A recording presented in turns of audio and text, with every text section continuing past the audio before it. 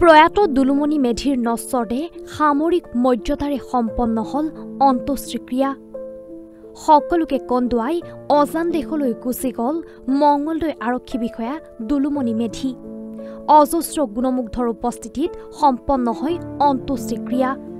সুদীৰ্ঘ বছৰ আৰক্ষী বিভাগত কৰ্মৰত হৈ দেশ সেৱাত ব্ৰতী আছিল দক্ষ আৰক্ষী বিষয়া দুলুমণি মেধি।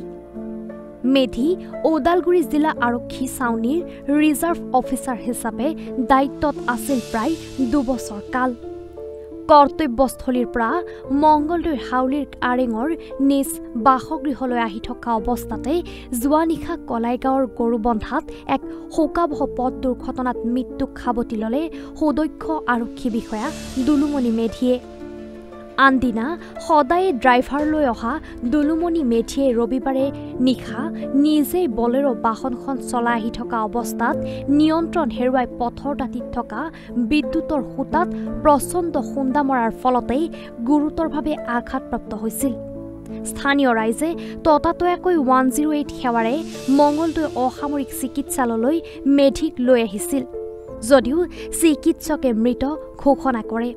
আজি মৃত আৰক্ষী বিষয়া দুলুমণি মেধিক মৰণোত্তৰ পৰীক্ষাৰ অন্তত হাউলিৰ স্থানীয় শ্মশানত আৰক্ষীৰ মৰ্যাদাৰে অন্ত্যেষ্টিক্ৰিয়া সম্পন্ন কৰে।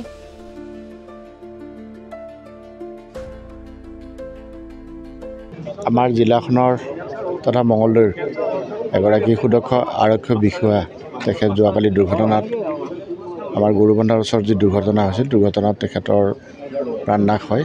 তেখেত এগৰাকী খুব ভাল খেলুৱৈ আছিল আৰু মোৰ অতি দুখ লাগিছে এইকাৰণে যে তেখেত মোৰ সহপাঠী আছিল, আমাৰ লগত একেলগে পঢ়া আৰু আমাৰ যিটো ক্লাব আছে ইউনাইটেড ক্লাবৰো সদস্য আৰু আমাৰ ক্লাবৰ হৈ বিভিন্ন সময়ত আমাৰ ক্লাবক খেলা ধূলাত প্ৰতিনিধিত্ব কৰিছিল। আৰু মঙলদৈ ৰিজাৰ্ভত তেখেত আৰু আছিল। তাৰপিছত লালপুৰত মই কেইদিনমান পাইছিলোঁ, মই তেজপুৰ অহা যোৱা কেতিয়াবা কৰিছিলোঁ, তেখেতক পাইছিলোঁ, মাত দিছিলোঁ, তাতে উচি আছিল।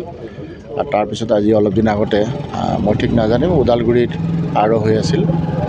আমাৰ মঙলদৈৰ এগৰাকী সৰ্বৰাহী ব্যক্তি লগৰীয়া হিচাপে আমি অত্যন্ত দুখিত হৈছোঁ। এগৰাকী উদ্যমী ডেকা আৰক্ষী বিষয়া আমাৰ মাজৰ পৰা হেৰাই গ'ল। তেখেতৰ যি ক্ষতি, হেৰাই যোৱাৰ যি ক্ষতি আমি পূৰণ কৰিব নোৱাৰোঁ। আৰু বিশেষকৈ খেলৰ যিখন জগত, মঙলদৈক প্ৰতিনিধিত্ব কৰা যিখন জগত, সেইখনত তেখেতৰ যথেষ্ট পাৰদৰ্শিতা আছিল। আৰু তেখেতৰ যিগৰাকী দেউতাক আছিল, তেখেতৰ দেউতাক বিদ্যা মেধি ডাঙৰীয়া, তেখেতো এগৰাকী ভাল ফুটবলাৰ আছিল। আৰু সেইখিনি সময়ত তেখেতৰ খেল চাবলৈ বহুত দূৰ দূৰণিৰ পৰা মানুহ আহিছিল।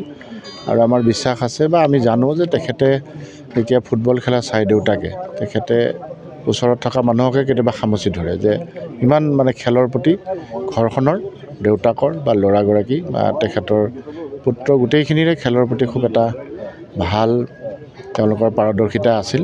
এগৰাকী পাৰদৰ্শী ব্যক্তি আমি হেৰুৱালোঁ। আমাৰ মঙলদৈবাসীৰ এটা অপূৰণীয় ক্ষতি হৈছে।